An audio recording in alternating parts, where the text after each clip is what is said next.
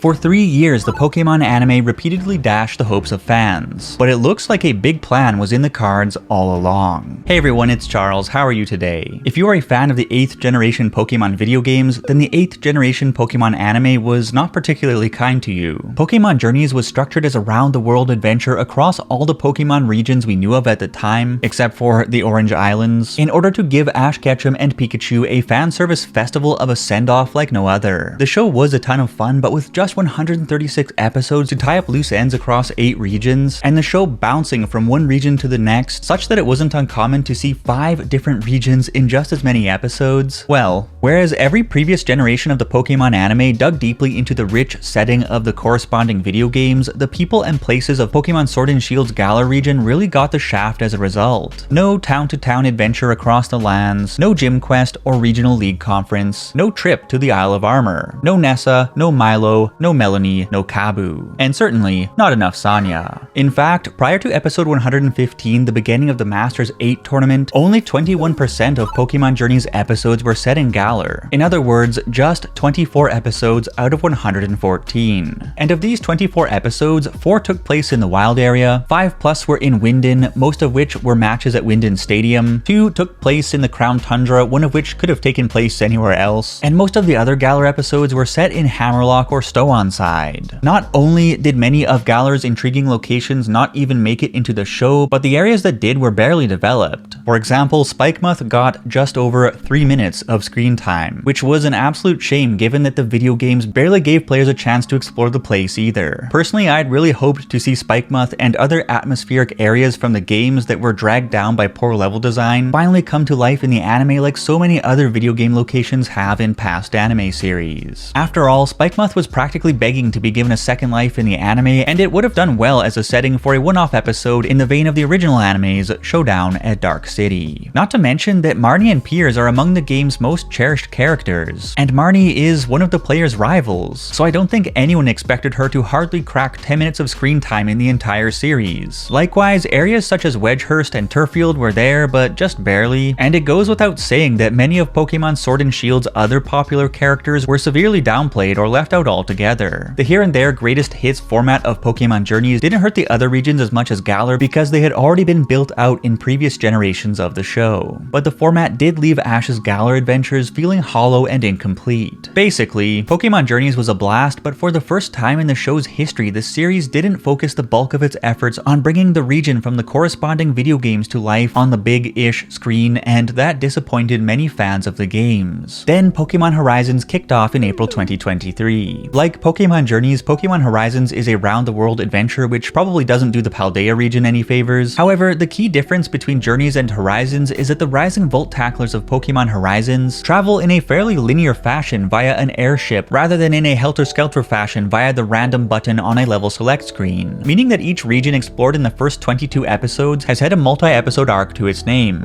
8 episodes in Kanto, then 10 episodes in Paldea, and then, so far, 4 episodes in Galar with more episodes coming down the pipeline. What this means is that less than a year after Pokémon Journeys ended, Pokémon Horizons is bringing Galar back in a big way, filling gaps that left fans in tears from 2019 to 2022, and here is how it's going down. Back in episode 16, the Rising Volt Tacklers left Paldea for Galar to locate the Black Rayquaza that burst out of Roy's Pokéball in episode 6, and to track down Carmen Sandiego, Lico's grandmother, who apparently has valuable intel on the secrets of Lico's mysterious pendant. In episode 19, Mawip's Truth, the group finally touched down in Galar outside Motostoke City. As you may know, a trip to Motostoke City was first teased way back in episode 100 of Pokémon Journeys, when Ash was supposed to meet Go at Motostank.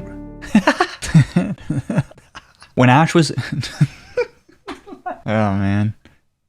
When Ash was supposed to meet Go at Motostoke Riverbank, but the tease ended up doing little more than motostoking the fires of outrage online when Ash instead ghosted Go to train with Leon in the wild area. As such, we never did get to see one of Galar's most iconic locations. But this time around, we actually got to see Motostoke City and were treated to an episode that revolved around the Battle Cafe from Pokémon Sword and Shield, a chain of shops at which the player can battle against the resident cafe masters to win a variety of sweets and treats. The Battle cafe setting was used to frame a story about Murdoch reconciling with an old friend he fell out with years ago, it was as wholesome as a Lumiose galette. And as it turns out, Motostoke City gym leader Kabu was also at the cafe that day, leading to an encounter that kicked off the events of episode 20. In episode 20, Kabu's battle training, Liko and Roy undertook a gym mission, had an unofficial battle against Galar's Silver Fox, and while they ended up losing, Roy's Fuecoco learned Flamethrower, and the Rising Volt tacklers discovered that the black Rayquaza Roy has been searching for is hanging out at the Galar Mines. Firstly, it was fantastic to finally see Kabu, who one would have expected to see in about mid-2020 had Pokémon Journeys followed the structure and pacing of past series. Secondly, it looks like the Galar arc is just getting started. In episode 21, The Lonely Mibrim, the group will make their way towards the mines. And in episode 22, Clash Galar Mines, the Rising Volt tacklers will cross flames with the explorers as they make their way through the underground. At a glance, the coloration of the rocks in the preview suggests that these are indeed the Galar Mines west of Motostoke City, not the Galar Mines number 2, which are located to the east. And just outside of those western Galar Mines is Turffield, home of the popular grass-type gym leader who never made it into Pokémon Journeys, Milo. So I wouldn't be surprised if Liko, Roy, and friends meet up with the Mirio doppelganger in episode 23 or 24. Also, back in episode 12, Lucas Squawkabilly hinted that Liko's grandmother can be found at the old castle in Galar, which surely refers to Hammerlock, and if we bring up a map of the Galar region, we can see that Hammerlock is just northeast of Turffield. We can also see that Hulbury is located to the east, and Hulbury was never shown in Pokémon Journeys, nor did its fan-favorite gym leader Nessa show up in that saga of the anime. So zigzagging through both Turffield and Hulbury on the way to Hammerlock could be how Pokémon Horizons gives two more of Galar's coolest characters their time in the limelight. In terms of gyms from vanilla Pokémon Sword and Shield, that would leave only the gym leaders Gordy, Melanie, and the city of Sirchester to make a debut in the Pokémon anime. But there are plenty of other important Galarian characters who never made it into Pokémon Journeys, such as Bede, Mustard, Peony, Avery, Clara, Mr. Banana Head, and Mr. Banana Head's brother. So even if this arc only takes us as far as Hammerlock, there are plenty of reasons for a return trip, or at the very least, an excursion to the Isle of Armor. Actually, given that the Pokémon anime is once again taking us on a tour of the known Pokémon regions, but apparently visiting each location in more depth than the previous series, one has to wonder what characters and locations from regions other than Galar that never made it into the anime might finally get a shot. For example, locations like Black City, White Forest, or the Sinjo Ruins. The Ore region, a unique location from the GameCube's Pokémon RPG side series. The Sevi Islands, which were only seen in a single episode of Pokémon Chronicles. Or the Hisui region of the past, which was acknowledged but never visited in the Arceus Chronicles specials. Not to mention characters such as Benga, Silver, Hugh, Wally, Red, Wes, and of course, Zinnia. Personally, I would love to see Zinnia take center stage in an arc set in Hoenn. Firstly, because I love her backstory in the games and the Pokémon Adventures manga, and secondly, because the big bad dragon, Black Rayquaza, is one of the two big mysteries driving forward the plot of Pokémon Horizons, it would be a good opportunity to bring the Draconoids and the crushing story of the Chosen One, who isn't actually the Chosen One, into the mix. But I'm curious what you think. What characters and locations simply need to show up in Pokémon Horizons?